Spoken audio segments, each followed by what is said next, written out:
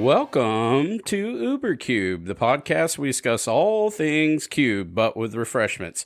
This is your host, Anthony Adams, aka UberBear, and today we are joined by a very special guest and friend of the show. Hi, my name is Bill. Met Anthony a little bit of time ago, and we've been good friends since we met. Absolutely, and then we are also joined by the esteemed... It's Stu. Welcome to the show. So today what we're going to talk about, this is a continuation of our UberCubeathon series, where we're going to talk about Bill's Cube, now known as the Pockets of Synergy Cube, which was in round 2 of UberCubeathon. So we're going to talk about that and talk about the interesting dynamics that goes into cube building and construction when you're doing pockets or synergy design type cubes. Think in your mind very Ryan Sachs, very Overturf, etc., where you're looking for, even Caleb Gannon, where you're looking at these types of cubes where you're looking to bind the pieces or looking for things that bring your deck together. The way I described this during the UberCubeathon when we're announcing, and I did my little mini 15-second primer, I just yelled out loud, think Metalcraft meets Reanimator, but using Savannah Lions as the link. And I had some literally lulls in the room. You heard that, didn't you, Bill? Yeah. And before we get going down this conversation talking about this Pockets of Synergy Cube and this absolutely interesting and dynamic and confusing and mind-boggling cube environment that you have built, we're going to do the thing that we always do here at UberCube, and we're going to enjoy our libations, aka refreshments of the show. And let's start out with our guest. What are you having today on this lovely Friday? Oh, well, just a bottle of water. I just like to drink some water. I'm a big fan of water. You got some of that Sam's Choice going on over there. I like that. That's yeah. I don't know if that's, I mean, that's some tap water in a bottle, if you will. Say thank you, Stu. Stu and I are having a local favorite. It is from Deep River Brewery, just up the road here in Clayton, North Carolina. It is the 4042 Chocolate Stout, and it is divine. Let's go ahead and crack open your bottle of water, and let's get going. All right, the topic. Let's just start it out as we do. As we mentioned, round 2 featured UberCubeathon 2024. How'd that make you feel, Bill? What was that like? It was exciting. It was exciting. I had never had a full group try to draft my cube competitively. And it was very exciting to see everyone open up their packs and try to figure out what's the best thing that they can do. Yeah, it was different. So tell us a little bit about the cube in itself. What is your game theory behind this design? What are the listeners going to get out of this conversation? Yeah, so as you referred to it earlier, it's the Pockets of Synergy Cube is what I referred to. You've compared it earlier to like Ryan Sachs's Synergy Cube and a bunch of other Synergy Cubes there are around.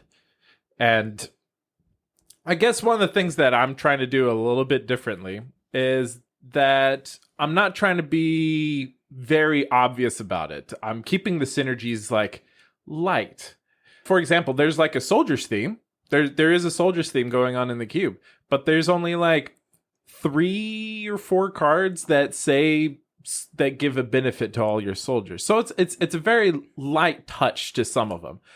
And so when you're looking at the cards, it can be difficult to find what exactly is going on.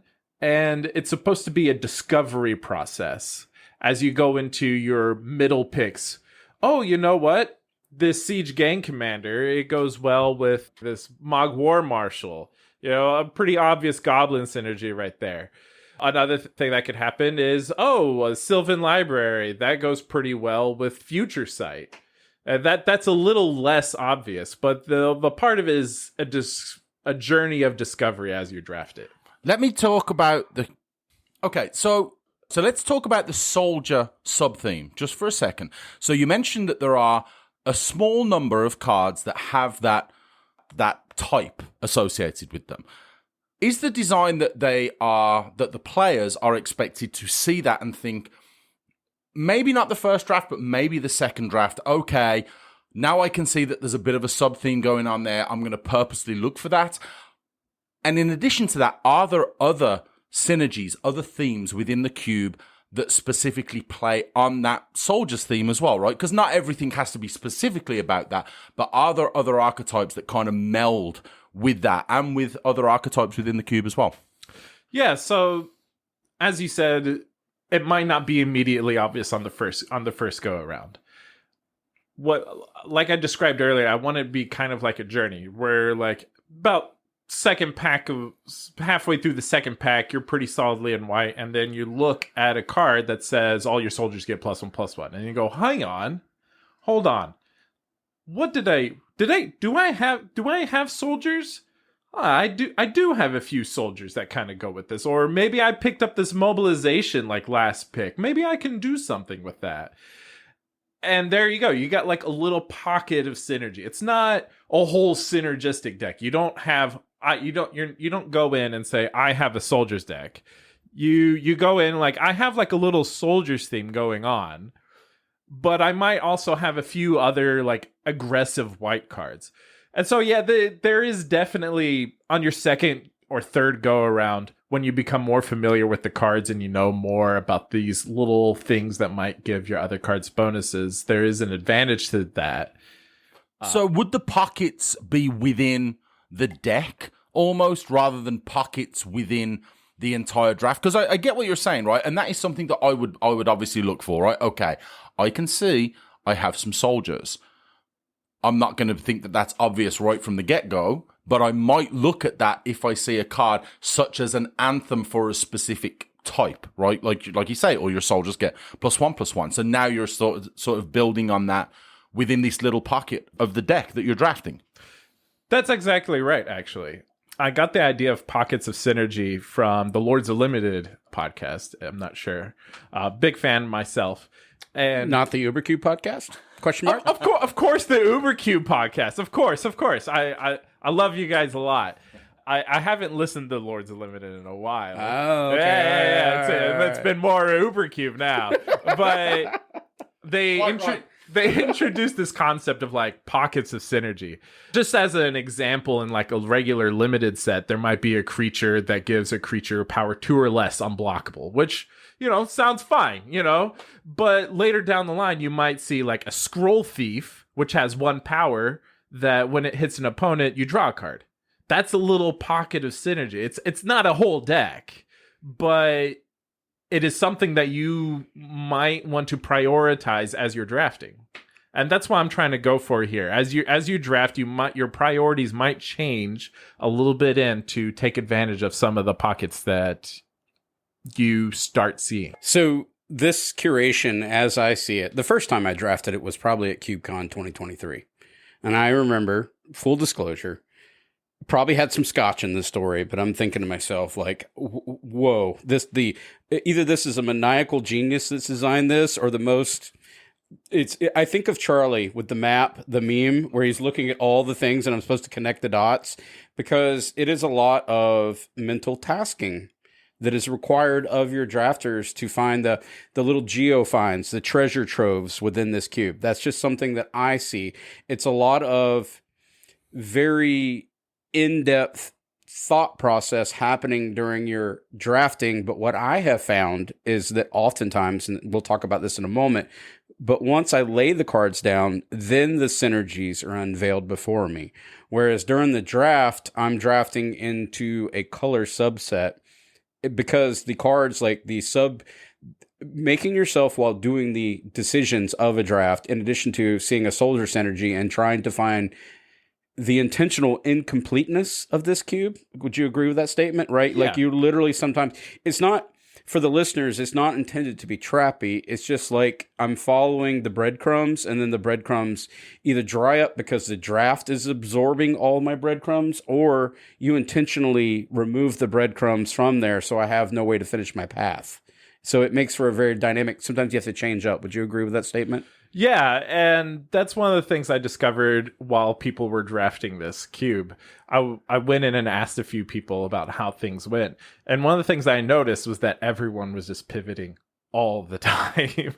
Everyone was like, yeah, I took this card and then I saw another card that went with it, so I took that, but that required a pivot from me. But then that pivot requires people downstream of you to also pivot. And so what you end up having is everyone pivoting all the time. And it does bring a sense of chaos to a draft. And it's complicated and difficult sometimes to navigate that successfully. Yeah, when you said Lords of Limited, I lean into that. This feels a lot like even almost like a sealed open up 6 packs and then displaying them and then deck building in a short amount of time for a pre-release. Like it feels that way where you're trying to do like this hodgepodge sometimes where you've got components. If you have like 6 that lean into this idea and 6 that lean in that idea, that's why I made the arbitrary joke. I got some giggles, I got some lulls, and especially from the guy, it was our barkeep that was amazing. He was laughing his butt off when I said Metalcraft meets Reanimator, but the binder is Savannah Lions. There's a little bit of truth in that statement because when you're laying out these cards, sometimes I really need the lands to drive my final deck building opposed to my synergies. That's how I have to construct here. That's why Stu and I were doing some pre-gaming and I'm like, take the Triumph. Because that's my insecurity while drafting this cube is because I get components that are really demanding and then other ones that are like soft binders, if you will. Like we talked about preordains, ponders, stuff that kind of, generically good cards that I can fit in any of these decks that I know I'll need to be the tie that binds. What do you think about that statement? So there are a lot of just generically good cards. And the point of it is in the draft, you can just draft generically good cards and you will have some success. Like, yeah, you can just draft a deck with just Tireless Tracker and Lightning Bolt and you'll have some success with that. But it's discovering those little bits, the way to squeeze a little bit of value out of those cards that really pushes you to success, to getting that 3-0 in the draft. So let's talk a little bit about some of that like generic good stuff, right? So I like to play blue, so I always look at what's in the blue section. Blue cantrips, right? Pretty generic. I don't want to say they don't serve a purpose, but you've got Brainstorm and Ponder and Preordain and so on and Portents in there as well. Those cards are good cards. They're generically good cards. Do you feel or have you ever felt during the curation of this cube that those are, I don't want to necessarily use the word lazy because that has a bit too much of a negative connotation about it, but have you ever felt that there's maybe less of a place for just the generic good stuff cards, and that maybe the fact that you are incentivizing people to look for the pockets of synergy and the cards and the little groups of cards that might really work well with 3, 4, 5, 6 other of these little mini archetypes that you've got in the cube might just serve the cube a little better. And this is coming from someone that, again, I like playing those cards, and I don't want to say that those have been detrimental, but is that, or has that ever been a thought process during, and you've made a lot of changes to the cube. You're someone that likes to, do a lot of revisions and constantly revise the list, but how does that sort of play out? That's a good question. I try to make sure every card has a purpose. Even the ones that seem just generically good, there is a reason why they're there. One of the cards that you pointed out was I think Ponder was probably one of the ones that you're thinking about. However, yeah, in a lot of cubes, Ponder is just like a generically good card. You play Ponder if you're blue, you'll take it probably 3rd pick to 5th pick, and it's serviceable. But here, what you might want to do is maybe you have a future sight out. Maybe you have a Courser of Crewfix. And then that Ponder goes an extra step in terms of drawing the card. And then you put the land on top that you can then play with the Courser of Crewfix. Yeah, so I'm kind of leaning into a conversation that Lucky Paper Radio had where they're doing this definition of second order effects, kind of. Where you're looking at the card at its top level and it's obviously manipulation, draw a card, right? But in your cube, it's definitely not just a binder, but it's also a kind of an estranged synergy piece. And I agree with that. We're going to talk about that more. It's further down the show notes, but there is definitely an idea where cards like Ponder are going to have more value in an instance that we had at UberCubeathon, where we're going to talk about how that card may have did some top deck manipulation to an advantage of a certain person named Josh. We'll get to that soon. More to come on that topic, but let's kind of talk about, I like how I enjoyed your primer. Your primer is very short, sweet. It's straight to the point. But one of the things that stood out to me that I thought was very interesting In this cube, I try to play around a lot with the 6th and 12th picks of a pack in this cube. That kind of reinforces the statement that you said whenever you start grabbing these cards. There is definitely the opportunity to pack one, pick one, the legacy strong cards, right? The vintage cards that will pull you in. They do exist, but they dry up really fast. Stu and I observed that in our pre-gaming. And if you don't lean into this energies, I think you made a very valid point. The people who have won during UberCubeathon were the ones that, they leaned into the idea of what you're trying to do here, like the top deck manipulation, which you have some very interesting primers in here. And I want to kind of talk about some of these before we even go into the cube. I thought they were interesting. You have your top one, which is Artifacts, I drafted that today on Cube Cobra, and I came out with a really strong America type artifact deck that I think would play exceptionally well because that was my comfort zone and I can lean into that. Then you've got a sneak attack deck. Let's talk about that for a minute. We've had a lot of conversations where you've intentionally nerfed the targets that are like Reanimator and or Sneak Attack. These big, huge, swingy threats, you've intentionally pulled them out of the cube. Would you agree with that? Yeah, I certainly did. The meaning behind that was it was very much feast or famine with those cards. Sometimes you would draft a deck wholly behind it and then like try to get like I originally had Emrakul in here at one point, and it happened only once where someone was actually able to piece that together. And you mean Sneak Attack plus Emrakul, the yeah, Neon yeah. Storm? They pieced it together. Yes. Question mark. Yes. Yeah. Okay, I just want to be clear. It was only one time. I mean, that is so weird. Yeah. It's good when it comes together. But the problem I noticed was that they were so focused on that they would try to like run tutor pieces to try to make it work. And you know what? It always like failed until like one person finally got it working, and they got it working because they ran it with Recurring Nightmare and whatnot. Because that person used their tutor to get Emrakul. Yeah, sure. Yeah. And they actually pulled it off. But every other time that someone tried to draft Sneak Attack, it just didn't work out. They often did very poorly. So I had to take a step back, and I realized that these Sneak Attack type decks, they were, like I said, feast and famine. So let's take some of those huge payoff cards. Let's take those out, and let's instead put in cards that are only like 7 or 8 mana, where if you don't get the Sneak Attack, you could still put him out or cheat him out through the graveyard some way. And then that way they play into like a Reanimator type thing or the Sneak Attack thing. And I have one more thing I want to add to that, because I watch a lot of Stu's drafts, and instead of playing it even as that, I've kind of gotten the habit of treating Sneak Attack as just a haste enabler.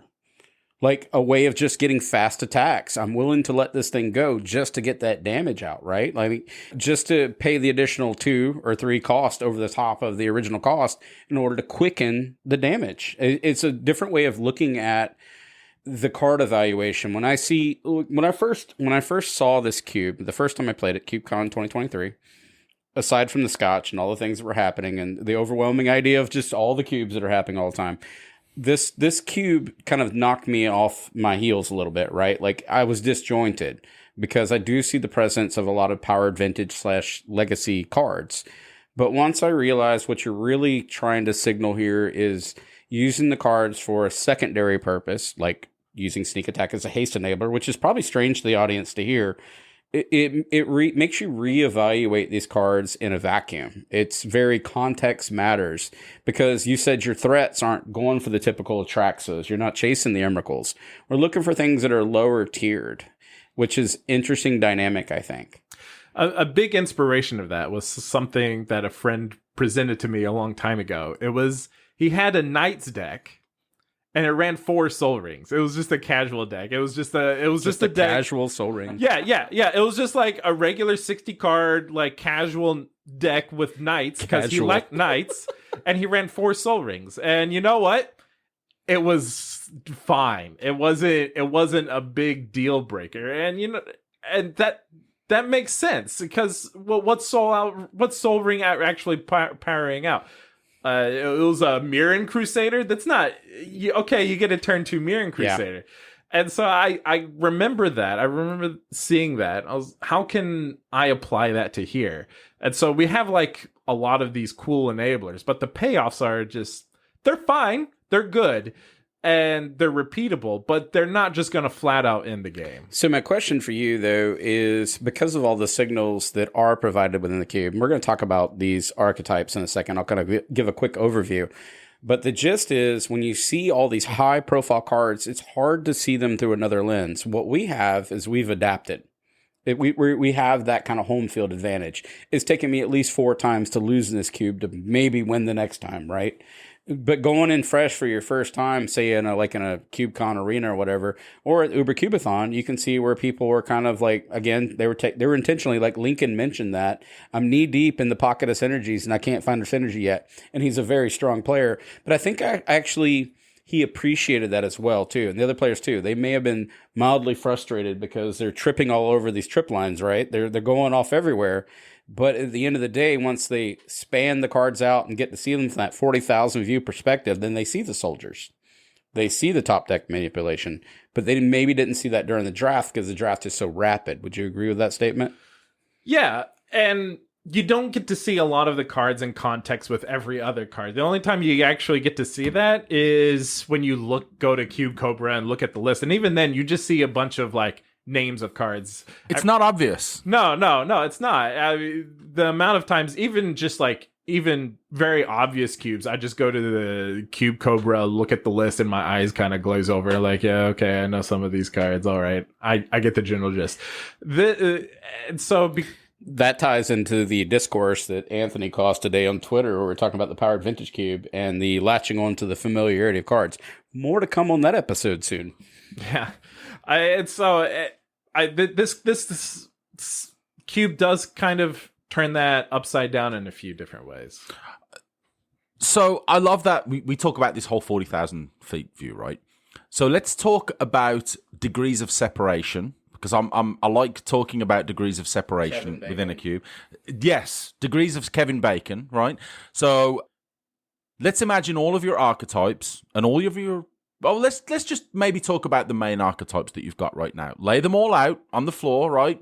Get a Sharpie, draw them all on a piece of A4 paper, whatever. And now I want you to link them all. And now I want you to think about where are we at as far as degrees of separation. Some of them you could look at and think, okay, they should be very, very obviously quite close to each other. Sacrifice, synergies, and zombies, right? So those are 2 archetypes that you've got laid out. I would assume that zombies being pretty sackable is going to be pretty, adjacent to something like that, right? Whereas with the black-red graveyard, maybe the goblins could also be close to that. They share a color, and maybe you've got some synergies there that you could bring a goblin back and get a bit of a payoff with something that's maybe creating some tokens, as an example. But now look at that for the whole cube, right? And how does that sort of degrees of separation and where the archetypes can link up, how does that play into when you as the curator, right? You're the one that's looking at this from the grand view. You're the one that's looking at it from the perspective of how can they work together? They're only small pockets, so it has to work in a 40 card deck. And someone like yourself, who's a crazy man that drafts these 13, or was it Sam? Sorry, it was Sam that drafted these 13 land decks. I like to draft like a 15 land deck or a 16 land deck. Now I've got potentially 24 cards. And if only 7 or 8 of them, let's say 8, are working together individually as an archetype, now I've got 3 that I need to work together. I would imagine 3 should be fairly straightforward, but how does that work, again, with that 40,000 square foot view and with those degrees of separation? Where do you see sort of like the max in that separation, and how would that impact a draft, and then the minimum on that, and how does that impact how the players are going to look at those cards in a draft? So, one of the cube, I'm going to bring up a cube. We're familiar with Sandwich's bug cube, right? Mm-hmm. We just drafted it, just last night. And that's what I'm thinking. That ain't got many degrees of separation in that cube. Exactly. That's super tight. Just about almost everything can be played in everything. It's more or less like, how exactly do you want to lean there? Mine's not quite to that degree. There's definitely some separation here, but I made sure to include some glue cards between all these different synergies that maybe you wouldn't see otherwise. For example, there's a glue card between zombies and the clerics. There is Rotlung Reanimator that says whenever a cleric dies, you get a 2/2 zombie. And there is a few changeling cards. There's a Imposter of the Third Pride in white, so it can act like as a zombie and a cleric, and you get some nice bonus going on from that. There's a lot of this type of blending in between. There's this, I call them glue cards. Another thing for clerics is that Illis Ilcor that says whenever you lose a creature, I forget the exact text. When you have a creature in the battlefield, you gain a life. Whenever a creature you control dies, they lose a life. Something Exactly. like that. I don't have it in front of me, but we'll go with that. Yeah. I think that's exactly what it is. So there is some like sacrifice synergies there, and then maybe you do clerics, and then who knows? Maybe you go red and grab some goblins and get a goblin grenade that you can then launch Imposter of the Third Pride out. And there are these like little glue cards to make sure there is a way to mix and match kind of how your draft goes. So we spent a lot of time on the TLDR. I'm just going to read these out, and then I'm going to kind of count them. Then I have a question. Yeah. Artifacts, sneak attack, sacrifice synergies, stacks, goblins, zombies, looting, discarding, which is kind of madness, clerics, enchantments, top of the library matters, soldiers, spells and exile, reanimator, black-green graveyard, red aggro, flash, and power 4 matters. Okay, so as I'm looking at this, my wife is a lister. She likes to make me a nice grocery list and sends me off to the market to go buy the things. Lowe's Food Market, or we're going to say Food Lion. Don't laugh at me. Yay, it's affordable. We're going to Aldi, right? So if she gave me this list, I'm going to come back with a couple of zombies, a couple of goblins, maybe an enchantment. A cleric. Maybe a cleric, because it got in the cart and I had to get it out of the store. But, like, how do you, as a curator, I just listed off 1, 2, 3, 4, 5, 6, 7, 8, 9, 10, 11, 12, 13, 14, 15, 16, 17 pockets. Now, these pockets are very expansive, and they're also pseudo, by intention, incomplete. Would you agree with that statement? Yeah. Okay. How did you come across the number of 17? How do you, I guess, you don't want, this is 100% not an on-rails cube. Like, this cube, as you said, causes people to change up baseball players all the time, right? Yeah. So, 17, that's our quantity. That's our pockets of synergy. They're going to be binding components, which we'll talk about soon. How did you come across each one of these, and why did you choose the number 17 and not compartmentalize even further? Are these insulated, encapsulated individual synergies, or the binder is really important, and do all of these touch each other? As you said, SR-71, flying over spy plane for those Air Force people out there, right? How did you know that these would all touch each other in some way, like in a, from the Charlie chart that you're making?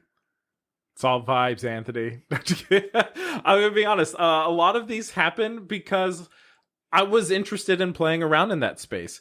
Like, Rotlung Reanimator has been like one of my favorite cards forever. I remember I have a lot of good memories of playing with Rotlung Reanimator. And so I wanted to play with it again. I'm like, okay, how can I introduce Rotlung Reanimator into this cube and make it reasonable and still like a pocket, and then play around with that? So, okay, maybe we can do, obviously Rotlung Reanimator does stuff with clerics. Okay, how can we adjust the little white pocket? Okay, maybe we can take out this random 3/1 that I had and put in Imposter of the Sixth Pride instead and make that work. Okay, that's great. And so that's why I change the cube up a lot. It's because something tickles my fancy and I want to play in that space. So let's go through the list one more time. So for familiarity purposes, visibility, understanding the cube, right? That's important for drafters. When I go through this list, I do artifacts. Okay, I got it. I lock onto it. Sneak attack makes sense to me. Back to that familiarity. Future episode coming on that topic, right? Sacrifice synergies. Locked onto that. Got it. I can see it. I can see you're doing things in there that say that. The typical aristocrats. Stacks. I love stacks. Goblins. I can still latch onto that. I can be a brand new player. It's my first time drafting the cube. I don't know what to do. I'm going to do goblins. I'm going to do zombos. These are okay with me. Now we get more. Suddenly it ratchets up. Looting, discarding. We've now stepped into Violent Eruption for Madness, right? Clerics. That's obscure. Now we're getting these really hinted synergies that are it's getting out there, right? Enchantments. I go back down again. Okay, I understand that. Advanced Enchantment Cube. I got it. Christian, right? Top of the library matters. Now we're getting right back into sophisticated again. It's you can see where this is going. Soldiers. While I'm drafting, I'm picking these out. Maybe I can see that. I feel like if you're looking at the cards and you're analyzing them as you're grabbing them and not just on stats, not just on color, you're looking at types. Getting more interesting. Spells and exile. Now we're getting weird again. Now we're out there for the advanced person again, right? Like, what? We're gonna go on a cruise? We're gonna do Crackling Drake? It's starting to get strange now. Reanimator, I'm back home again. I know where I'm at, right? Black Green Graveyard. Okay, I can kind of do this. It's kind of like a Marin type idea, right? Like I play Commander. I kind of vibe what you're doing here. This makes sense to me. Okay, aggro. I got it. Flash. Oh, okay, we're getting advanced again. It's all about timing. It's timing, right?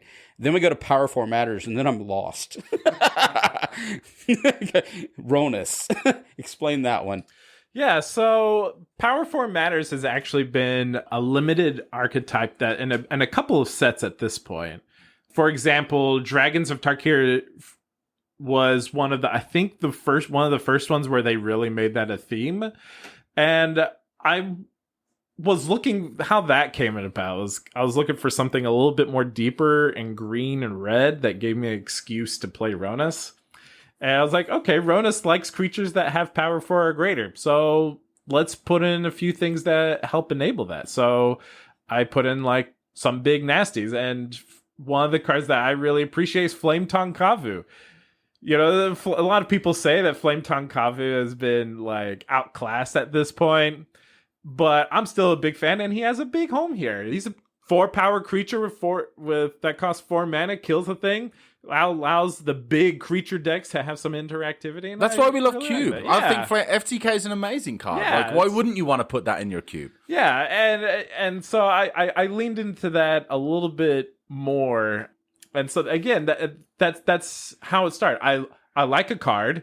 I want to see what I can do with that card, and then things kind of come around. So I have a question for you. This is a fundamental structure question. Going back to this, you found a card you loved at FTK or Ronus, right? Is there a quantity of cards? Is there a numerical value that you chase to make this pocket of synergy? Are you saying there has to be 6 cards that do the thing, 10 cards that do the thing? I mean, what kind of framework are you using? How many breadcrumbs am I being provided as a drafter? It's all vibes, Anthony.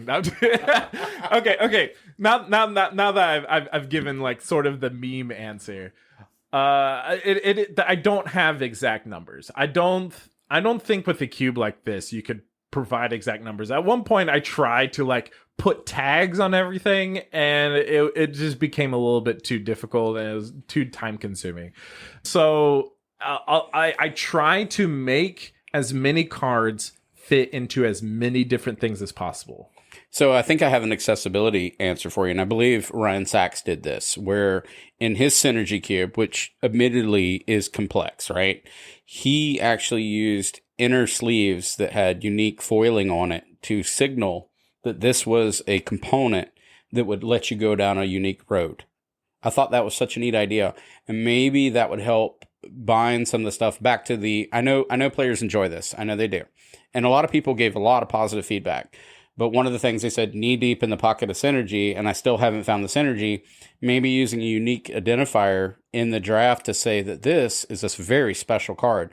And Ryan Sachs had to do that in his deck. And I could see where, like, if you had that with something like Caleb Gannon's very unique design aspects as well, too, unless you're a very advanced player, sometimes it's hard to see those combo components.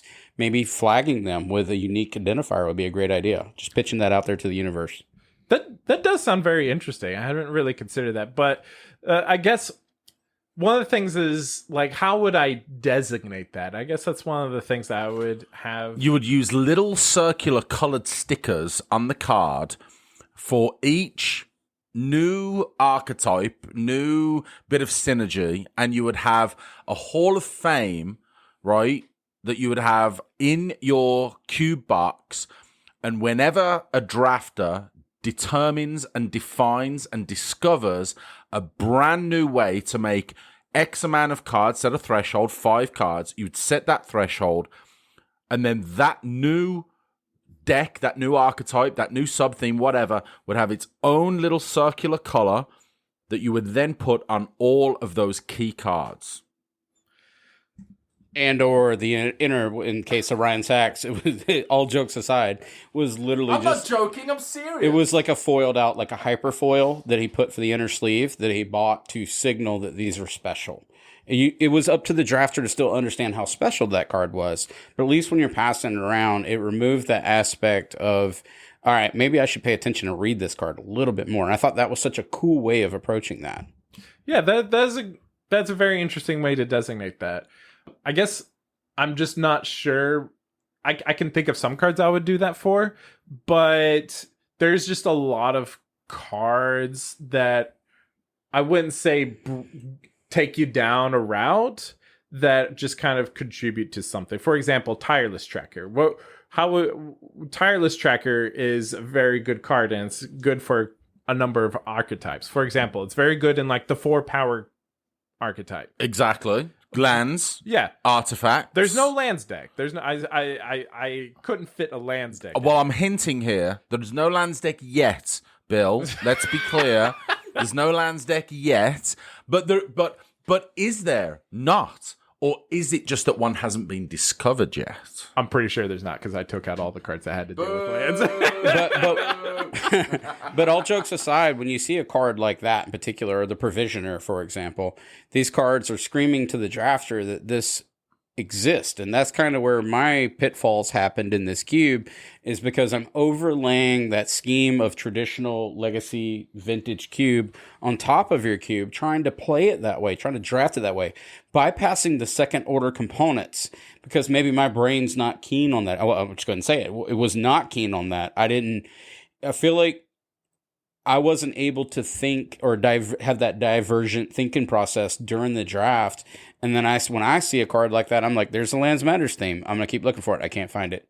All right, well, I guess I'm doing I can't find it. All right, I guess you see what I'm doing this. Yeah. It creates pitfalls within the draft. And by proxy, understanding maybe in your primary, and it's going to be hard when you have 17 different like connectivity points, again, from the hot air balloon. It gets very difficult, but you probably maybe find a way to address that with your players out the gate, or find a way to signify it. I'll counterpoint that, and I'll say that I think Tireless Tracker, knowing that there is not even a non-zero, but there is a significant number of those value cards in the cube, right? And Tireless Tracker, regardless of whether or not there is a lands theme, is just a generically very, very good card, right? You can win games with Tireless Tracker and just cracking clues. I would be much more maybe concerned, or I don't want to say put off, or misguided, if you will, if something like Crop Rotation was in the cube, because Crop Rotation, I feel like, is a very specific, you are going to have the ability to get a land that is not just going to be a good land, is going to be a highly impactful land. Right now I'm looking for Dark Depths or Thespian Stage or something along those lines. So I think, I don't know, for me, I like Tireless Tracker in there. I think it's generically good enough. See, I get a free pass with something like Tireless Tracker. You never get a free Well, I get pass. one with those two, or the Provisioner, because I run them in my artifact cube. But the name states very clearly that the theme is there, right? So it's kind of on the nose that the clues and the production of treasures and food matter to that environment. Whereas this one, I'm a first-time drafter. I come in and I haven't done this before. You can see where this could be a pitfall for someone new to your cube. And interesting that you mentioned specifically Tireless Tracker, right? So you're associating that with the lands deck. Is that correct? Yes. But what about Academy Manufacturer? Or Academy Manufacturer that is in this cube, right? That cares about the fact that it's clues, treasures, something, right? Yeah. So now I'm creating one of each. So yeah, that is so there's my little pocket of synergy right there that I just discovered, and I'm pretty happy about that, because that's a very strong synergy between those two cards, and I don't really need a bunch of other cards. If I've got just those two cards, And this is where I kind of enjoy these little pockets, because we're not talking about a pocket of synergy with 4 or 5 or 6 cards. Now we're just talking about a pocket of synergy with 2, and I think that's cool. Yeah, a lot of the pockets of synergy that I designate in here often go well together with just like 2 or 3. You don't need very many cards to make sneak attack work really well. Just as an example, the first draft that of this cube that I had, Chris Samich, he did very well using sneak attack. Just to sneak attack in an Elder Deep Fiend for no value, and he killed people. He killed me with it. I was attacking him. He snuck attack Elder Deep Fiend block. Okay, I'm ruined. I'm destroyed from that sneak attack. I want to push back a little bit in the fact that a lot of these cards are powerful enough to just do well by themselves. And I want it to be a little bit more responsibility of the drafter to figure things out and see how things can put together. Yeah, it is challenging. I'm not going to debate that. It can be complicated. I've done a lot of things to make it least amount complicated as I can. For example, there's no double face cards. I've made that quite clear. Once I knew this was complicated, okay, there are no double face cards. I've made sure to nothing with like huge amounts of text or nothing that I made sure all the text is there on the card, no secret layers or anything really weird like that in this cube. So I try to be quite clear about like what all these cards do, if that makes sense. That's fair. Now let's talk about something different. It's my little brother, Josh, our little secret savant in the family, right? The person that could have been Mensa but never quite got tested, right? And so while I have my personal hangups on this cube where I tried to draft it as a powered vintage cube and I flopped on my face numerous times, Josh embraced the deck designs out the gate, right? He went to UberCubeathon and he just understood the assignment. Just like, I'm going to build a bug control deck and I'm not going to think about like he understood all the second order priorities of these cards, opposed to I'm looking at the cards on the face generic value of this is just a value card. Going back to Tyler's tracker, I just look at it and I'm like, oh, there must be a Lands Matters. All right, well, if there's not, and then I'm okay to get some clues because clues are good, right? I'll fetch them. Not Josh. Josh looks at this completely different, much more a dynamic, divergent, scary thought process. You would love Josh, actually. You got to play with him. His brain works a lot like yours. And he leaned into, on his very first draft, no study. He believes he is a advocate for 0 study before you go into a cube. He's the kid that comes up into we have to run him out of my office / we'll call it the magic room, because he'll build a commander deck out of nonsense just to play a game on a Saturday night. And he's never even looked at the cards before. And he'll win with the weirdest charm deck that has no reason to ever get designed. This is just Josh's brain. And he was able to soft lock and create misery as defined by the players at UberCubeathon by doing a top deck controls matters synergy, because he saw that, didn't read your primer, no clue, just found the cards, since the opportunity, and just went for it, leaned into the cube so hard. Let's talk about this card here, Bill. Would you mind reading this card out loud to the audience? This is what Josh did that caused the dramas. Yeah, this is Counterbalance. It costs a blue. It's an enchantment. Whenever an opponent casts a spell, you may reveal the top card of your library. If you do, counter that spell if it has the same mana value as the revealed card. So let's start with, this should be cut. It has synergies. Josh has found these synergies. Let's talk about this deck that Josh built. Again, no primer, didn't want to look at your list, didn't care. Just a really fantastic, I love you, my little brother, drafter. Let me preface this by saying that Josh, his avenue for this draft was, I got a good blue card early. I'm just going to take all the good blue cards because blue is the strongest color in Magic. And I'm getting past all these very, very good blue cards, right? So not to say that there wasn't a purpose behind it, but certainly if you're just getting past a bunch of very, very, very good blue cards and you're comfortable playing blue, it really can make a draft much more straightforward if you're getting past cards like that, right? Yeah. I mean, obviously, if you get the deck, and you'll do well. Exactly. So his reasoning behind it was, I like to play strong cards. I like to disrupt my opponent's at every possible chance I get.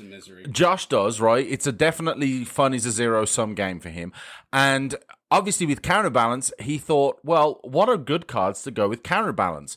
Will I get any of those cards? Who knows? Maybe I'll get Sensei's Divining Top. Check. Maybe I'll get Future Sight. Check. Maybe I'll get Scroll Rack. Check. Portent. Check. Vampiric Tutor. Check. So he gets past all of these cards. And if you actually look at the cards that he picked up, right, Sensei's Divining Top is a generically good card. Vampiric Tutor is a generically incredibly powerful card. Even Portent, right? There's probably more than one blue player at the table, and Portent is a very good card as well. Future Sight, Scroll Rack, okay, sure, maybe a little bit narrower than those cards, but he just got gifted these cards in the draft, and that's not to undersell his ability to draft or the way that he decided to draft this deck, but just to reiterate what Anthony said, he did make players very miserable, and that was the sentiment coming from the players who were like, this is nonsense. Why am I getting completely annihilated by this? Well, Counterbalance is a very strong card. However, right, what is the problem? Is it the fact that Counterbalance is in the cube? Is it Sensei's Divining Top is in the cube? Is it that Future Sight? Is it all of them? Is it the fact that he got past all of these cards? Or is it that no one else knew that Josh had Counterbalance? Yeah, so I will say this, that Counterbalance was known. I've known someone who drafted Counterbalance and he did very poorly. He went 1-2, and like the one game that, and he had Counterbalance a few times in that match, or in those matches, but it just never came together. But I don't. Josh's sounds like a phenomenal player, and yeah, it probably just came together for him, I guess.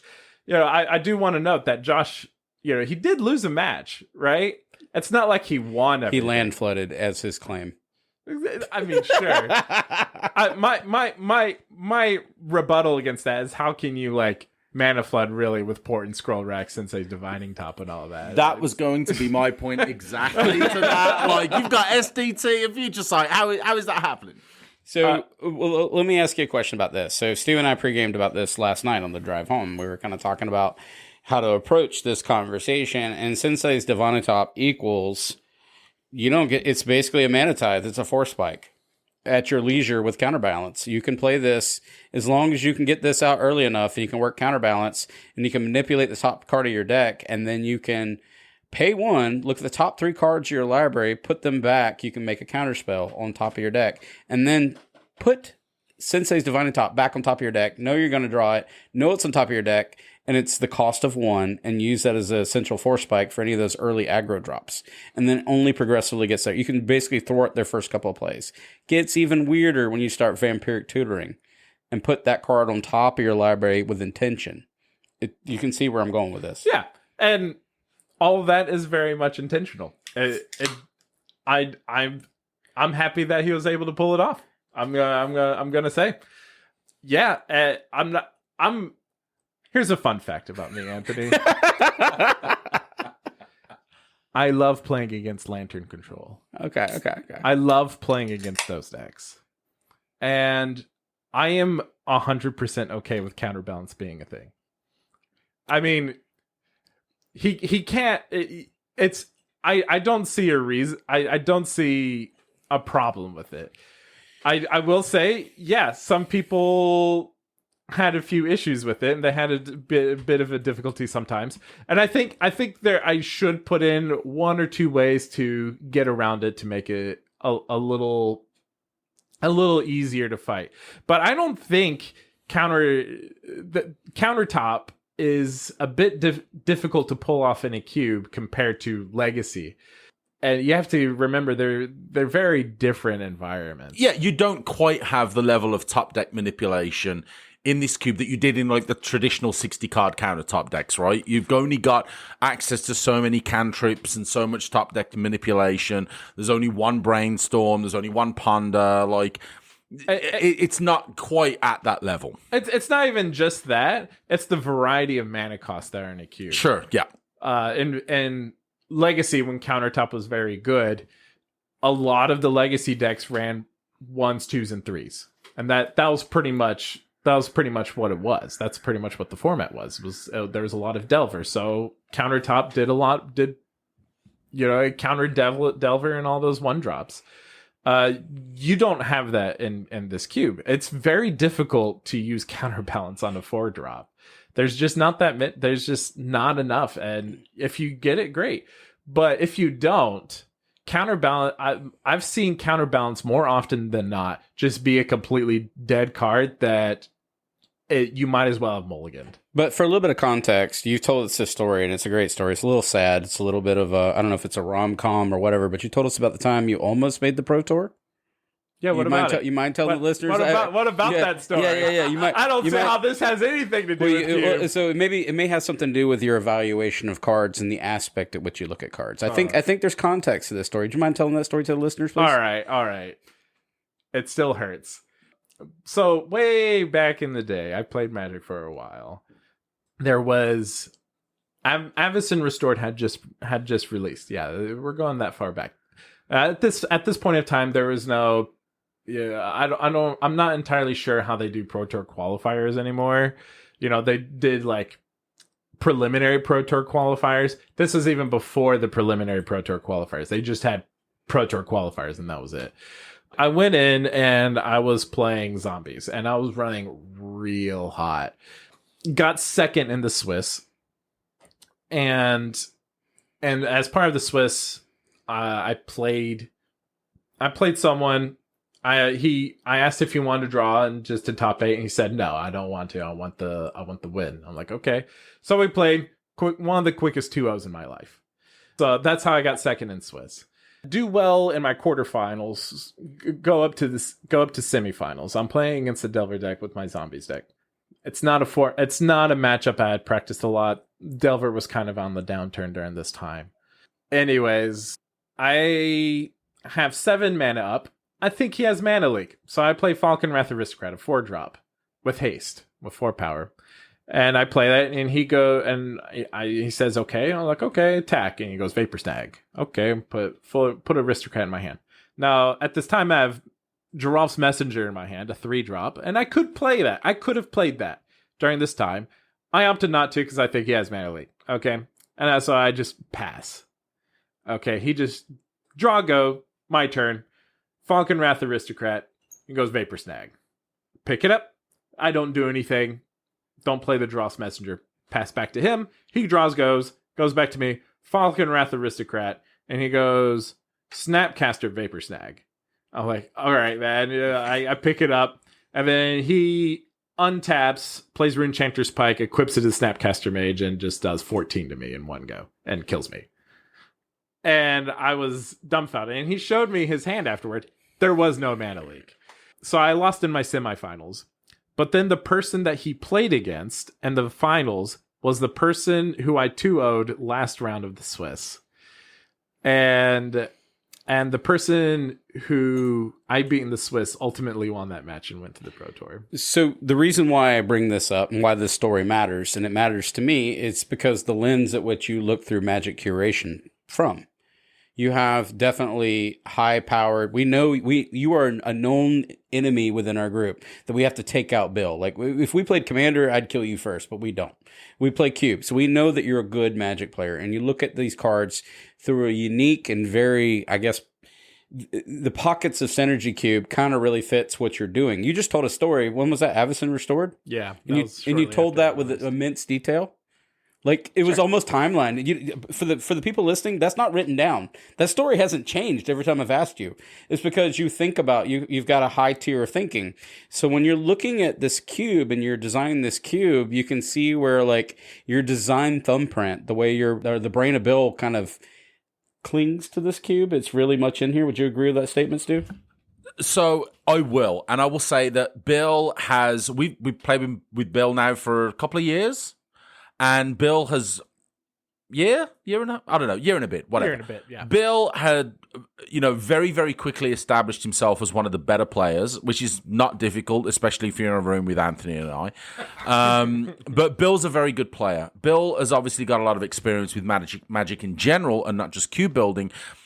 But also, if you've got experiences like that, there's also, I would say, a somewhat of an emotional attachment to individual cards as well.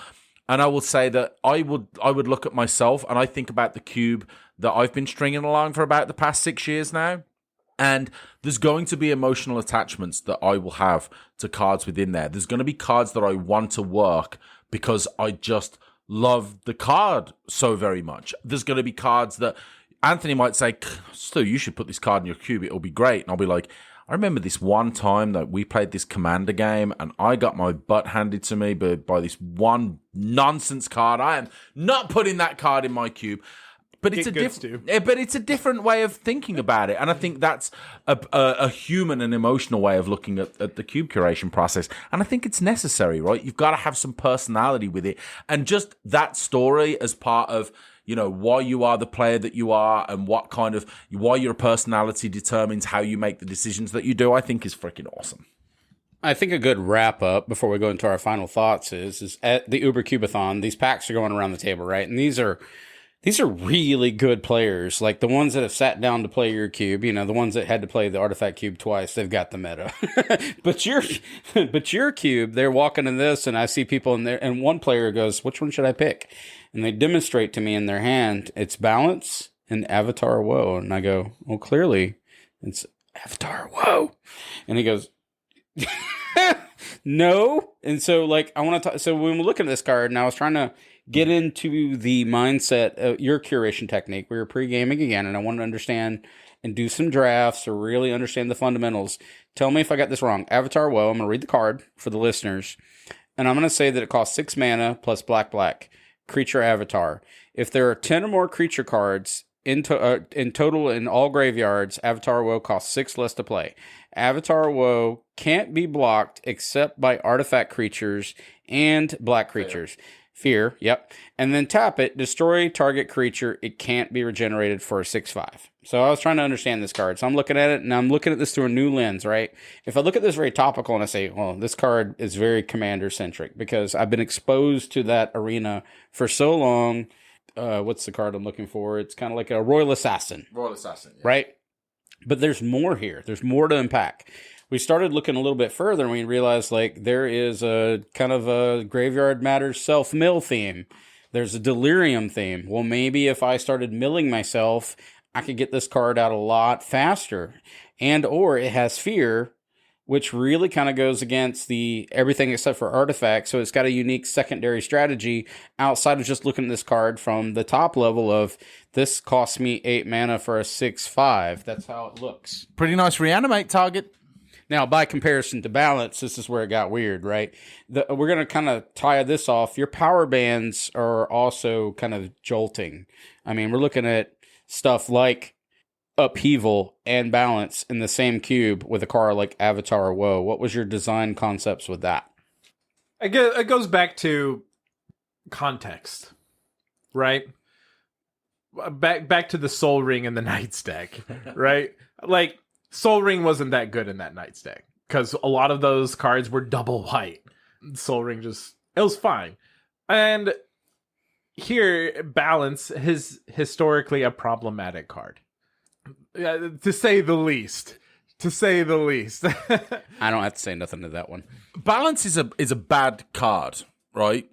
When you don't have a way to break the parity, if you will, right? Well, maybe that's pushing it. All right, but I can't do it. Balance is a broken card. Anyway, but if you don't have a way to really gain a significant advantage quickly, right? Dump your hand, bunch of artifacts. Okay, there you go, Balance. Now dump your hand, and I've got a huge advantage. Balance is obviously just, let's be honest, it's not quite as impactful. In a vintage cube environment where you've got Lotus, Lion's Eye Diamond, Moxie's, Soul Ring, Mana Crypt, then obviously it's just completely broken, right? But in this environment, it's not. No, it's not. So Balance is there as a way to be creative in some ways. It's not as backbreaking here as it is in a lot of other cubes. One of the main things that people think of is like Armageddon balance, or not Armageddon balance, but like I do something for sacrifice all my lands and I cast balance, and then like you have nothing and I have stuff and I win. People usually break balance, break parity with balance with, say, like planeswalkers, and there's a few here, but it's not something you can like turbo out. You're not gonna cast balance on turn 2. You're not gonna just win the game turn 2 when you cast it. It's a very powerful card, yeah, but it requires a decent amount of setup, and you cannot set up that quickly in this cube. And we're talking about cards that we particularly like, and I just particularly like balance, yeah. All right, so we're going to actually officially move over to the final thoughts, right? This cube is gorgeous. It's jolting. It kicks your knees up from underneath you, or it kicks your heels up from underneath you, you fall over, right? Like, it's taken me 5-6 times to understand this, whereas my little brother Josh, love you, just winning this the first time and built just the savant of the deck that he could have produced, right? But my question for the listeners is, do you enjoy synergy-based cubes? Ones that are looking at, like, these multi-dimensional aspects of cube, right? They're not looking at these on-rails ideas, but these pockets. So I encourage you to look at this cube. Another one is my question, we kind of talked about this, are these accessible, or are these considered high level of play? And the reason why I had Bill tell the story about his almost Pro Tour story, which is a little sad, but also great, heartbreaking, really puts it into perspective, like the type of level of player you're dealing with, right? And is it curated in such a way to play towards, I just started playing Magic, I want to learn about Cube, and or is it really looking at the advanced aspects? I would say that it's got a little bit of something for everyone, because when I looked at it, I said, there's goblins, there's zombies, right? If I'm uncomfortable and I wanted to draft this, I'll just lean into that, right? Yeah. I try, like I said, a lot of these cards have a lot of love throughout my history of playing Magic, and I've loved a lot of different things.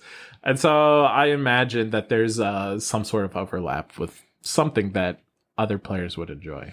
So we're also putting you in a bracket or a race with how often you change your cube versus May, since she's not here to defend herself. Would you agree with that, Stu? I would, and we're going to have a cube change Olympics, I think, one day, where we're going to track the number of changes and see who has the record. But, when you've been playing Magic for a long time, like obviously you have, and you've got a lot of cards that you've loved and lost, and a lot of different ways that you want to move the cube and different experiences that you want to provide your people, then yeah, I figure that, every draft is a learning experience, and you've got a lot of things probably in that mind of yours through all the years of experience where you think, hey, maybe this might work, or maybe I just decide for the vibe I want to put something new in today. I don't think that big changes are necessarily something to be looked at as a negative thing. And especially in a cube where you've got all these little pockets of synergy, it can just be something that challenges the drafters every time that you play. And you've got a newly meta adaptation from UberCubeathon, but you also had the meta adaptation of you've now befriended, 8 to 14 of us, right? So you have to kind of arc that towards that idea too. So I can see that challenges. Do you have any final thoughts before we wrap up, Bill? Thoughts about what exactly? Just about my cube? Or? No, it's always about your cube. Oh boy. Yeah. So there's definitely a lot of stuff I want to shape. I'm not sure if I said this earlier, but I have about 20 cards I'm thinking about swapping. Are any of those cards counterbalance? No. Counterbalance, preferably. Yes. No. Counterbalance stays. Counterbalance stays. Until proven otherwise. We have a feedback episode, Bill. Okay, sounds great. But there's just like some cards that are like a little underperforming, and some cards that just don't seem like they go in certain places or something like that. And those deserve some swap outs. Maybe for another pocket. I've got another pocket kicking around in my mind that I've been considering, but we'll see how things go. All right. Other than that, we're going to move over to the socials. All right. First of all, let's give a huge thank you to our friend, esteemed Cube aficionado, Bill, for coming and hanging out with us today. And yeah, I want to reiterate, great Cube, very much looking forward to drafting this cube in the future and all the new iterations of it, right? Ever-changing cubes is never necessarily a bad thing. First of all, as always, to our patrons, Keaton Schultz, Lord Justice, Chris Singer, Nick LaPointe, Stephen Conifal, Preston, and Sam McKenna. Big thank you to all of you guys for the ongoing support. If you want to come and join the conversation about cube drafting, check us out at the MTG Facebook drafting page at facebook.com/groups/MTGcube, where our resident host, Anthony Adams, is a moderator over there.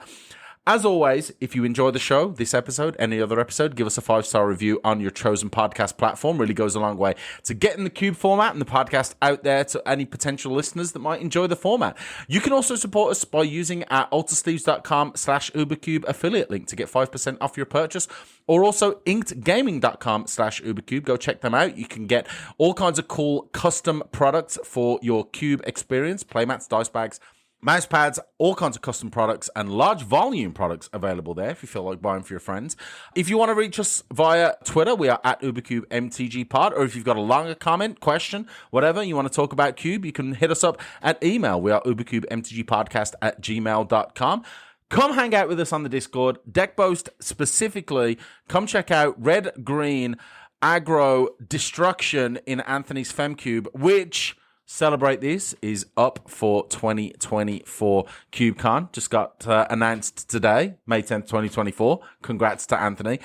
Go check out the deck that I 306'd everybody with yesterday. It was glorious. And again, if you want to take a look at our patreon.com/UberCube to come and support the show, we truly appreciate it. Thank you again to all of our listeners. And congratulations to May for having the Fae Cube also featured at CubeCon 2024, where UberCube is going to have a swath of cubes, too. Yes, May is on vacation right now, so that's why we're hanging out and doing this recording without her, but much love to May. She's obviously very involved in CubeCon 2024, and the Fae Cube is going to be there. So if you're a fan of the podcast and of May and of the Fae Cube, which you should be because they're all amazing, then go check it out. And last but not least, we're going to do what we always do here. Happy cubing!